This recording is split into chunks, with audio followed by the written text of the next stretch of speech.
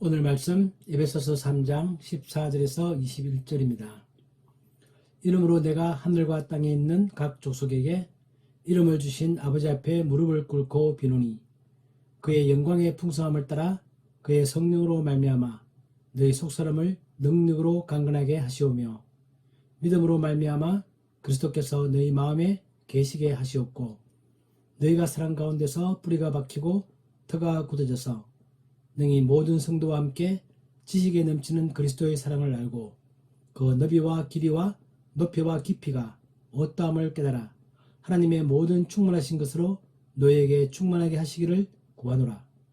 우리 가운데서 역사하시는 능력대로 우리가 구하거나 생각하는 모든 것에 더 넘치도록 능히 하실 이에게 교회 안에서와 그리스도 예수 안에서 영광이 대대로 영원 무궁하기를 원하노라.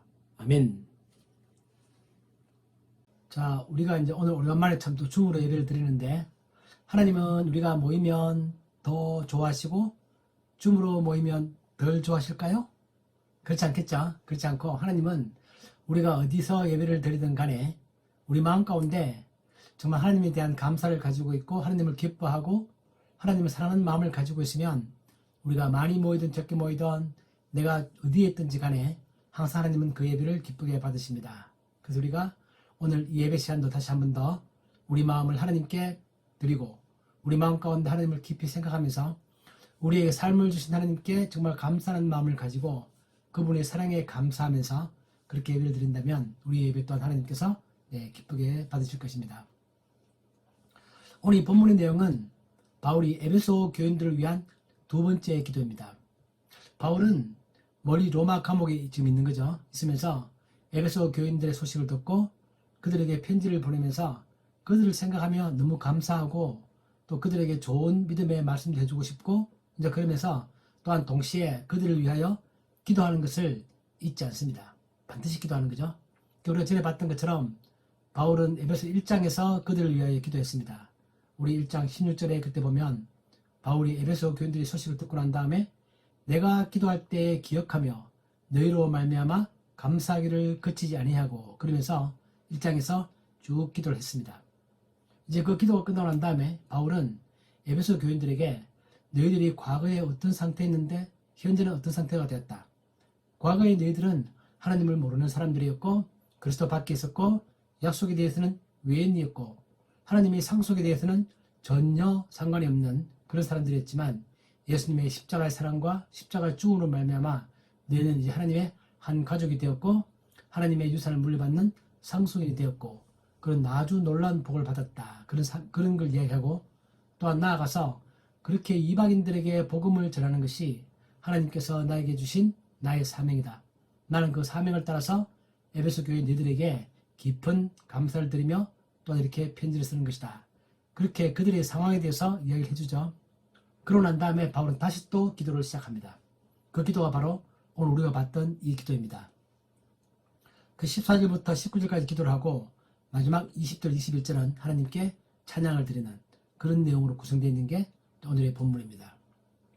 오늘 우리 기도의 내용을 좀 같이 보고 싶은 건데요. 이 기도의 내용은 이 바울의 이 기도 내용은 참으로 놀라운 기도의 모범이 됩니다. 어떤 분들은 이 바울의 기도를 보고 있으면 마치 옛날에 성막에서 하나님께서 성소에 들어가면 성소가 있고 진수가 있는데 그 사이에 천막이 있죠. 그 천막 속을 열고 들어가면 하나님의 지성소를 볼 수 있는데 그 지성소는 1년에 딱 한 번만 대제사장이 들어갈 수 있는 거죠. 마치 이 바울의 기도를 보고 있으면 기도의 지성소를 들여다보는 것 같다. 그런 표현들을 합니다. 그러니까 쉽게 말하면 아주 기도의 에센스, 기도의 핵심, 우리 음식으로 말하면 진국, 바로 그런 거죠. 기도의 진국이 바로 오늘 바울이 하고 있는 이 기도의 내용이다. 그렇게 말합니다. 우리가 이 기도를 보면 상당히 고차원적입니다. 우리 영적인 것을 관해 말하고 있고 우리의 의식상에 우리의 건강이라든지 우리의 필요한 것들이라든지 그런 데 대한 얘기 전혀 하고 있지 않고 아주 고차원적인 얘기를 하고 있습니다. 우리가 물론 기도라는 게 항상 고차원적이어야 된다 그런 말 하고 있는 건 아닙니다.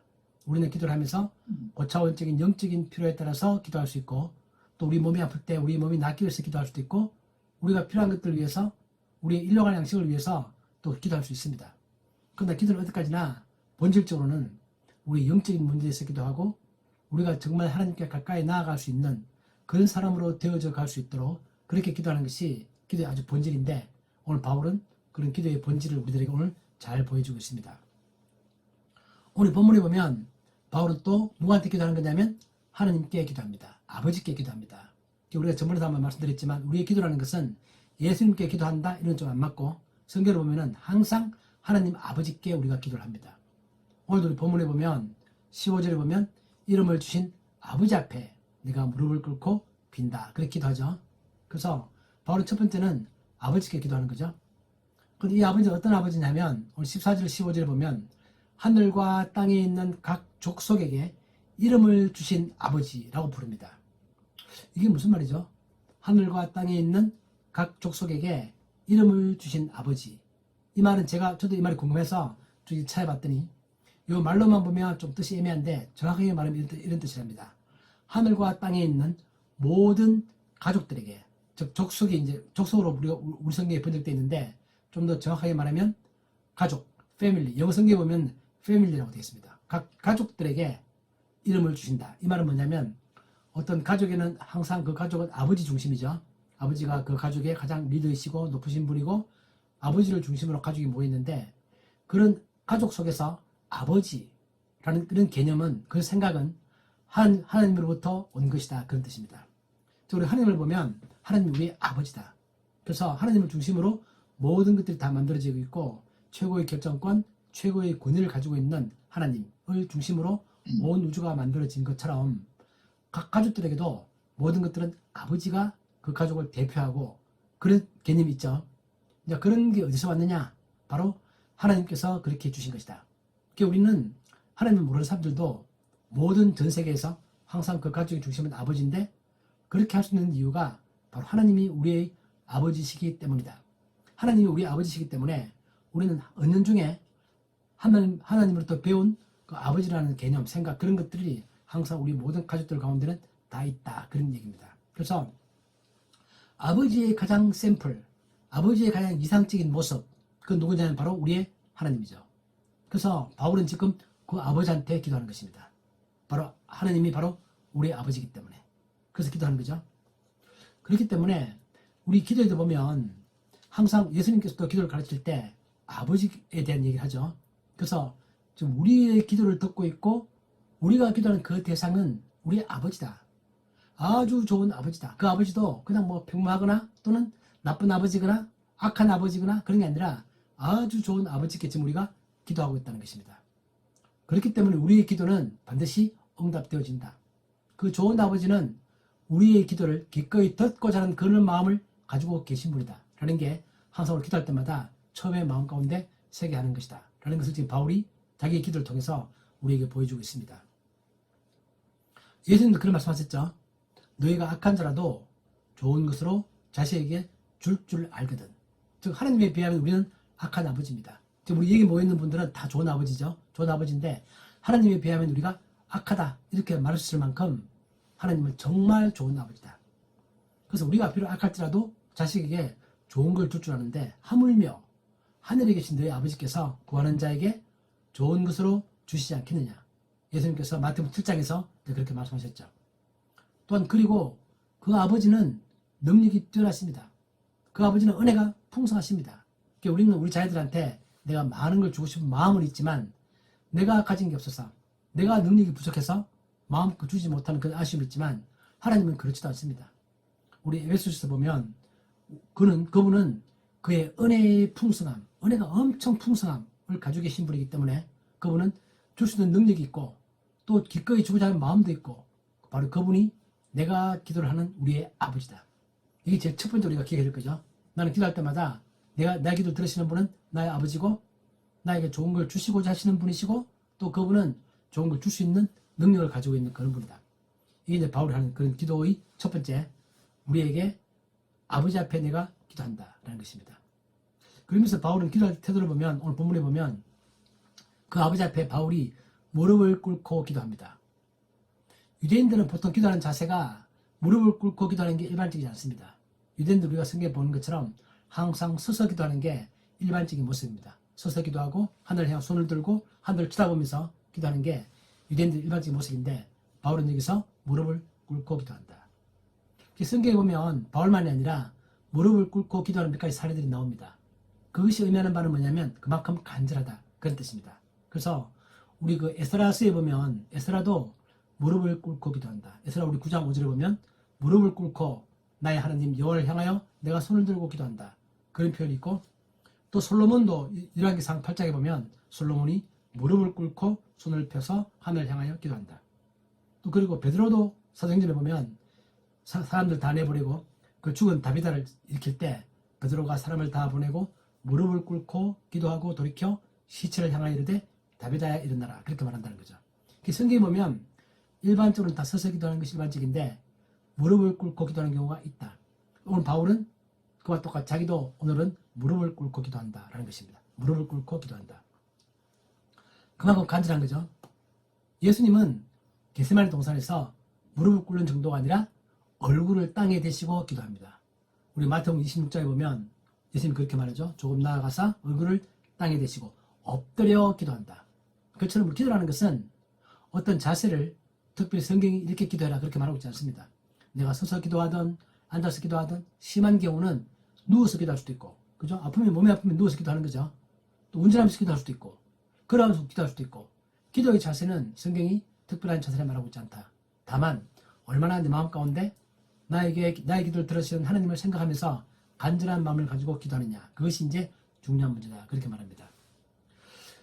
그래서 오늘 바울은 보면 기도의 내용을 좀 기도하고 있는데 제가 이 기도의 내용을 정리해보니까 한 5가지 정도로 정리할 수 있을 것 같아요. 어떤 내용을 기도하고 있나 봤더니 첫 번째는 우리의 속 사람을 능력으로 강건하게 해달라 그렇게 기도를 합니다. 우리 16절에 보면 너희 속 사람을 능력으로 강건하게 하시오며 다시 말하면 강건하게 강하게 그런 뜻입니다. 우리의 속 사람 우리의 마음이죠. 우리 정신이죠. 우리 속 사람이 강하다. 그 말이 무슨 말일까요? 속 사람이 강하다. 여러분의 속 사람이 강하세요? 속 사람이 강하다는 얘기는 뭐냐면 쉽게 말하면 믿음에 굳게 서 있는 것 그리고 그 안에서 살아가는 힘입니다. 나의 믿음을 흔들려고 하는 많은 외적인 어떤 힘으로부터도 내가 거기에 굴하지 않고 나의 믿음을 끝까지 지키고 내가 어떤 경우에도 낙담하지 않고 실망하지 않고 하나님을 기억하면서 용기를 가지고 하나님을 향하여 항상 희망을 포기하지 않고 그런 마음을 가지고 살아가는 그런 게 강건한 거죠. 우리 그런 사람들 보고 마음이 참 강하다 그렇게 말합니다. 바울은 그걸 말하고 있는 거죠. 우리의 속사람을 첫 번째 기도의 제목이 우리 속사람을 강건하게 만들어달라.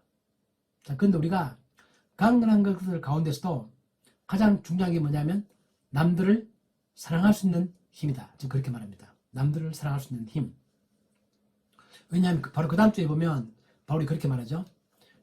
그리스도께서 우리 마음 가운데 계셔서 우리가 사랑 가운데서 뿌리가 박히고 터가 굳어야 되겠다. 그렇게 기도하는 걸 보면은 내 속사람이 강건한 것 중에서도 가장 강건해야 될 내용은 바로 우리들의 마음 가운데 남들을 미워하거나 원망하거나 싫어하거나 그런 게 아니라 항상 남들을 내가 사랑할 수 있는 마음. 그 마음을 내가 잃어버리지 않고 계속 가져갈 수 있는 마음. 사실 이 마음을 내가 잊어버리지 않는다면 정말 나는 강한 사람이 됩니다. 내가 어떤 상황 속에서도 나에게 설령 해를 끼치는 사람에 대해서도 내가 그들을 정당하게 잘못된 걸 바로잡고 그렇게 바로잡긴 하지만 그럼에도 그들을 사랑할 수 있는 마음을 갖는다는 것. 우리 그거 정말 잘 안 되죠. 근데 그런 마음을 갖는 것이 우리 정말 속사람이 강건해지는 것입니다.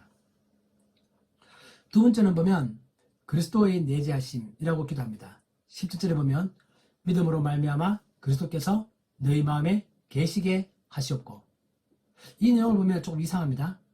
에베소 교인들은 이미 예수님을 믿었습니다. 믿었기 때문에 에베소 사람들의 마음 가운데는 이미 성령이 와 계시고 또한 그리스도도 와 계십니다. 그런데 바울이 왜 이런 기도를 왜 하지? 그리스도께서 너희 마음에 계시게 하시옵고 그 에베소 교인들의 마음 가운데 지금 성령이 없다는 얘기인가? 예수님이 없다는 얘기인가? 그게 아니라 그들의 마음 가운데 이미 와 있죠. 와 있지만 그 와 있는 예수님이 더 단단하게 더 정착할 수 있도록 그런 뜻이 바로 여기서 너희 마음에 계시게 한다 그 단어의 뜻입니다. 그리스도께서 우리들의 마음 가운데 내재한다. 영어로 보면 세틀한다, 정착한다. 그리고 거기에 머무른다 그런 뜻입니다. 우리가 외국에 갔다 오면 잠깐 갔다 올 수 있죠. 그럼 그게 아니라 그게 아예 뿌리를 받고 집을 짓고 사는 것처럼 항상 예수님께서 내 마음 가운데 튼튼히 자리 잡고 있는 것. 그렇게 되기를 기도하는 것입니다. 그러니까 우리는 이미 우리 가운데 오신 성령, 우리 가운데 오신 예수 그리스도, 그분이 우리 마음 가운데서 더 튼튼히 뿌리를 내리고 내가 항상 그분과 더불어 살아가는 그런 사람이 되기를 지금 바울은 기도하고 있는 겁니다.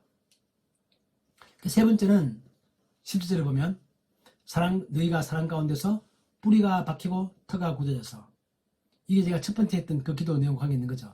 우리의 속사람이 강건해지는 모습은 바로 이 사랑이라는 기초에 우리가 단단하게 뿌리를 내리는 우리의 삶을 말합니다. 그 사랑은 우리들의 삶에 있어서 아주 기초가 되어야 한다. 그런 기도를 지금 바울이 하고 있는 것입니다. 그러면서 그것을 두 개의 비유로 말합니다. 첫 번째 하나는 나무에 비유해서 뿌리가 박히도록, 두 번째는 집에다가 비유해서 집터가 튼튼히 굳어지기를, 그렇게 기도하고 있습니다. 그러니까 우리는 나무를 심으면 그 나무가 뿌리를 깊이 내려서 깊이 뿌리를 받기를 원하죠. 우리가 집을 지으면 그 집이 터전에 땅에 깊이 기초가 단단해서 땅 위에 그 집이 든든히 서기를 바랍니다. 그렇지 않으면 집이 불안하고 나무가 불안하죠. 그렇기 때문에 오늘 바울도 우리들에게 우리의 믿음이 가졌는데 그 믿음이 든든히 세워지길 바란다. 그 기초는 뭐죠? 기초는 사랑입니다. 오늘 그렇게 말하는, 너희가 사랑 가운데서 뿌리가 박히고 터가 굳어지기를 바란다. 그렇게 기도하고 있는 것입니다. 그러니까 우리도 그런 기도 해야죠. 나도 내 삶이, 내 속사람이 사랑이라는 기초에 내가 나무라면 뿌리를 내리고 그 시멘트 콘크리트 밑에 내가 깊이 틀을 박아서 어떤 경우도 흔들리지 아니하는 그런 사람이 되어야 되겠다. 그것의 기초는 바로 사랑이다. 그런 기도를 바울이 지금 하고 있습니다.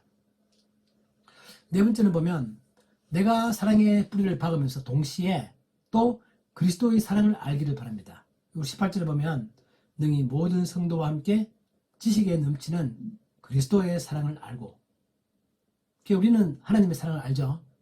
우리 그리스도의 사랑을 압니다. 또 그리고 우리 주변에 그 전하기도 합니다. 그러는데 우리는 그 사랑이 진짜 어떤 사랑인지를 더욱더 매일매일 깊이 알아가야 되겠다는 뜻입니다. 그래서 내가 그 사랑을 알 수 있는 방법은 뭐냐면, 우선 내가 먼저 사랑에 단단히 뿌리를 받고, 그 다음에 우리 본문에 보면 성도와 함께 이런 말이 있죠. 성도와 함께 지식이 넘치는 그리스도의 사랑을 알고, 성도와 함께라는 얘기는 우리가 사랑을 배우는 방법은 내가 혼자 앉아서 성경을 읽거나 기도하거나 그렇게 해서도 사랑을 배울 수 있겠지만, 더 사랑을 잘 배우는 방식은 사람들과 어울려 지내는 것입니다. 성도들과 함께. 그러면 누가 나에게 상처를 주기도 하고, 내가 상처를 주기도 하고, 내가 그 사람들부터 실망을 얻기도 하고, 내가 막 밉기도 하고, 그런 부닥치며 살아가는 모든 삶들 가운데 사실 우리는 사랑을 배워가는 것입니다. 성도와 함께 사랑을 배워간다. 우리는 사회적 동물이죠. 우리는 보기 싫은 사람 안 만날 게 아니라 보기 싫은 사람도 만나고 싫은 사람도 만나고, 그러면서 내가 용서하고 내 마음을 정리하고 그렇게 막 부닥치며 살아가는 그 삶 가운데서 우리가 사랑을 배워간다는 것입니다. 하나님이 우리를 하여금 사회적 동물로 만들고 우리를 하여금 교회를 이루고 그 속에서 삶을 같이 살도록 만들어 놓은 것, 또 우리가 가족을 이루고 엄마 아버지 밑에서 형제가 태어나고, 우리 형제끼리도 미워하죠. 우리도 막 자면서 막 싸웁니다. 그런데 그 모든 것들은 우리가 그러한 과정을 통하여 사랑을 배워가는 과정이라는 것입니다. 하나님은 바로 우리를 하여금 그런 과정 속에서 사랑을 배워가기를 원합니다. 그게 바울도 지금 거기도 하고 있는 거죠. 성도와 함께 에베소 교인 너희들이 그리스도의 그 과정을 통하여 그리스도의 사랑을 배워가는, 그렇게 되었으면 좋겠다. 그런 기도를 하면서, 또 그리스도의 사랑은 우리의 모든 지식에 넘치는 그리스도의 사랑입니다. 지식이 넘친다. 이 말이 의미하는 바는 그 사랑은 우리가 사실 아무리 이해하고 싶어도 우리의 모든 지식을 뛰어넘는, 그보다 훨씬 더 높은 사랑이다. 그런 뜻입니다. 지식이 넘친다. 그래서 우리는 우리가 도저히 평생 알아도 알지 못할 만큼 예수님의 사랑이 있지만, 우리가 그걸 다 모르기 때문에 아예 포기하자, 그게 아니라 그럼에도 우리는 열심히 그 사랑을 알기 위하여 노력해야 되고 자라가야 된다. 즉 에베소 교인들이 그런 사람이 되기를 바울은 기도하고 있는 것이고, 하나님은 에베소서를 통해서 오늘 우리도 그러한 사람이 되기를 하나님께서 그렇게 원하시고 있고, 바울은 그 하나님의 소원을 따라서 그런 기도를 드리고 있는 겁니다. 우리도 그런 기도를 드려야 되겠다라는 것입니다. 우리 다섯 번째 보면 마지막 기도 내용인데, 이것은 뭐냐면 바울이 기도하기를 우리가 19절에 보면 그 너비와 길이와 높이와 깊이가 어떠함을 깨달아 하나님의 모든 충만하신 것으로 너희에게 충만하게 하시기를 구한다. 이 충만하다 이 단어는 에베소서에 많이 등장하는 단어입니다. 중요한 주제죠. 에베소에 보면 하나님께서 풍성하시다. 하나님 아주 크신 분이다. 하나님은 아주 사랑이 충만하신 분이다. 그 사랑의 충만함은 예수님 안에 있고 우리도 역시 그렇게 충만하게 되기를 바란다. 그렇게 기도합니다. 사실 감히 우리가 어떻게 그 하나님의 충만하심을 우리 마음 가운데 담을 수 있겠습니까? 그래도 불구하고 바울은 그런 기도를 하고 또 우리가 그렇게 충만하게 되기를 원하고 있고 하나님도 우리들에게 그렇게 원하고 있는 것입니다. 그래서 우리는 에베소서 강조하는 것처럼 계속 자라가야만 할 존재다. 내가 나이가 60이 되고 70이 되고 80이 되어도 우린 계속 자라야 한다. 영적으로. 하나님의 사랑을 더 잘 깨닫는다는 의미에서 내가 남들을 사랑하고 그러면서 우린 매일매일 평생 계속 자라야 되는 그런 존재들이다. 그렇게 지금 바울이 기도하고 있는 것입니다. 너희가 하나님의 충만한 것으로 충만하게. 정말 참 목표가 정말 높습니다.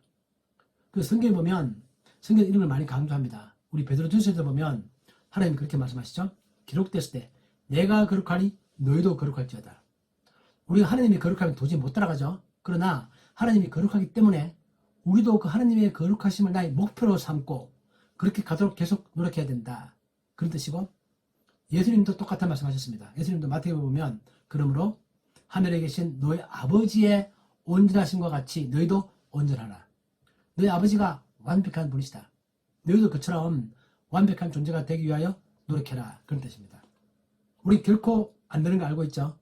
그럼에도 불구하고 우리는 그렇게 되기를 계속 노력하는 게 우리의 삶의 목표여야 한다는 겁니다.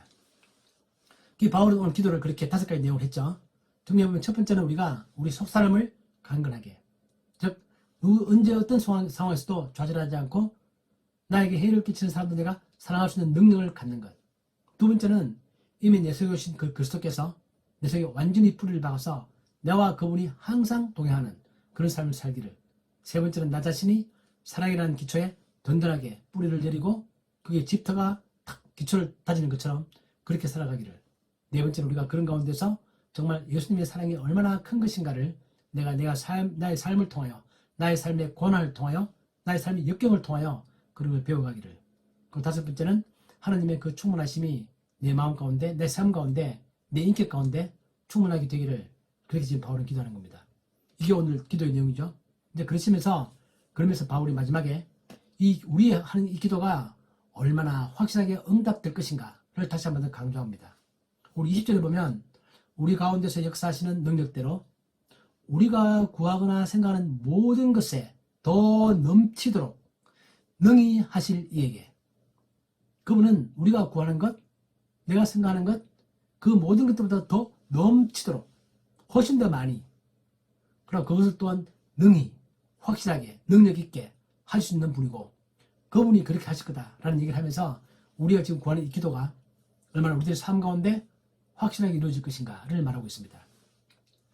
그러면서 이제 그 하나님께 영광이 무궁하기를 기도하는 거죠. 왜 우리가 그분께 영광을 돌리느냐? 그분은 우리가 기도하는 것, 우리가 기도할 때 내가 요만큼만 원합니다.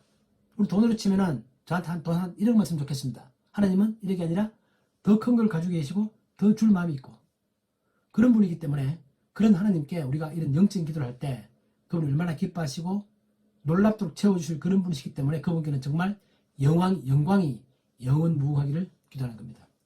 하나님은 우리를 창조하셨고 우리를 구원하셨고 또 우리를 같이 살 수 있는 가족도 주셨고 또 교회도 만들어주시고 또 그리스도 예수를 통해서 우리들에게 아주 하늘에 속한 모든 신령한 복들을 우리에게 주시는 분이기 때문에 우린 당연히 그분께 정말 가득 찬 그런 영광을 돌려드리는 것이 마땅하다. 그래서 바울이 그렇기도 하죠. 그리스도 예수 안에서 교회 21절에 보면 교회 안에서와 그리스도 예수 안에서 영광이 대대로 영원 무궁하기를 원하노라. 하나님을 찬양하는 거죠. 하나님은 스스로 영광스러운 분입니다. 그런데 바울은 그 하나님의 영광스러움을 내가 뭘 찬양한다고 해서 그분이 영광스러워지는 그런 분이 아니라 그분은 원래 영광스럽지만 그 영광을 내가 정말 찬양하는 거죠. 찬양하는 것입니다.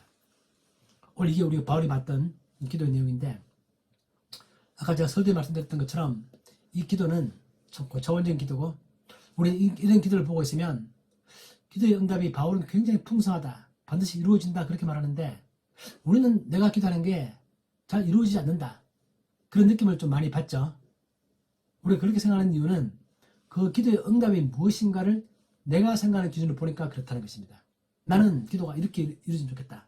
딱 기준을 정하고 있는데 하나님 거기 딱 맞게 기도를 응답해 주시는 게 아니니까 내가 볼 때는 기도 응답이 잘 안 된다. 그렇게 생각한다는 거죠. 그러나 성경이 말하는 바는 하나님은 내가 원하는, 저는 빵을 원해요. 그래서 하나님 빵을 주는 게 아니라 돈을 준다. 그럼 나는 왜 빵을 안 주고 돈을 주십니까? 그렇게 말할 수 있지만 하나님은 그 빵을 살 수 있는 모든 걸 더 풍성하게 주시는 그런 분이어서 우린 그것을 알아야 된다. 그래서 우리가 당장 내 입맛에 맞게끔 내가 원하는 만큼 딱 그 종류로 그만큼 딱 주는 게 아니시기 때문에 기도가 응답되지 않는다고 생각해서는 안 된다. 그런 것이고 하나님은 더 큰 거를 그 모든 할 수 있는 그런 것들을 우리에게 응답하신다. 첫 번째 그걸 생각해야 되겠고, 두 번째는 우리가 이렇게 고차원적인 기도만 하는 건 아니고 실제로 예수님이 말했던 것처럼 우리에게 일용할 양식을 달라고 우리 기도할 수 있다. 또 우리 요한 3세에 보면 사도 요한이 그런 기도를 하죠. 사랑하는 자여 내 영혼이 잘됨 같이 내가 범사에 잘되고 강건하기를. 여기서 강건은 육체의 강건입니다. 그러니까 내 영혼이 잘되고 너가 보통 일상생활 가운데서 다 잘되고 또 너 자신이 육체적으로도 강건하기를 내가 기도한다. 그러니까 우리가 그런 기도를 할 수 있는 거죠. 그러니까 우리의 기도는 내가 필요한 모든 것들에 관하여 물질적인 것도 기도할 수 있고 건강을 위해서도 기도할 수 있고 해야 되고 하는 거지만 더 본질적으로는 우리의 기도는 영적인 축복에 초점을 맞추고 내 속사람이 나의 믿음이 내가 이 땅을 살아가는 동안에 내가 얼마나 예수님을 닮아가고 하나님을 닮아가는 방향으로 나의 기도가 되고 있는가를 한번 생각해 보면서 내가 필요한 물질과 건강 이런 것들은 나의 그러한 속사람 영적인 축복이 주어지는 그것을 받기 위한 것에서 필요한 것이지 물질이나 건강이 나의 본질적인 건 아니죠. 그것처럼 나의 기도는 그렇게 영적인 축복 거기에 나의 본질을 맞추고 그러나 그걸 위하여 내가 살아가면서 나의 필요한 것들 일상생활에 필요한 것들을 또 기도할 수 있는 우리 그런 기도를 해야 되겠다 그 생각이 듭니다. 그 우리가 이제 부활절 얼마 안 남았는데 지금 우리가 보통 말하는 사순절 기간이죠. 우리도 지금 좀 마음을 가다듬고 매일매일 시간을 내서 짧은 시간이지만 하루에 1분이라도 시간을 내서 하나님께 우리 이 바울의 기도 이 기도를 읽으면서 나도 이러한 기도를 좀 들었으면 좋겠다. 우리 그런 생각을 해봅니다. 자, 우리 그런 기도를 하면서 또 하나님의 풍성한 기도의 응답을 받는 우리 예수마을교회 우리 모두가 되기를 주님 이름으로 간절히 축복합니다. 아멘. 아멘. 하나님 아버지, 우리가 바울의 기도를 보면서 정말 바울이 어떠한 내용을 기도하고 있는지 다시 한 번 더 생각해 봅니다. 하나님, 우리가 매일매일 기도하면서 정말 바울이 기도했던 것처럼 우리는 우리의 속사람이 강건해지기를 원합니다. 내 속마음이, 나의 정신이, 나의 마음 상태가, 나의 외적인 요건이 어떤지 간에 항상 주님에 대한 사랑을 잊지 아니하고 또 내가 이웃에 대한 나의 사랑을 잊지 아니하고 어떤 상황에서 내가 굴하지 아니하고 낙담하지 아니하고 절망하지 아니하고 남들을 사랑하며 하나님을 사랑하며 또한 감사함이 넘치는 그런 마음을 가지고 살아가는 저희들이 되게 하여 주옵소서. 하나님께서는 우리가 구하는 이상으로 넘치도록 모든 걸 채워주시는 하나님이십니다. 그 하나님을 찬양합니다. 예수님의 이름으로 기도하옵나이다. 아멘. 아멘.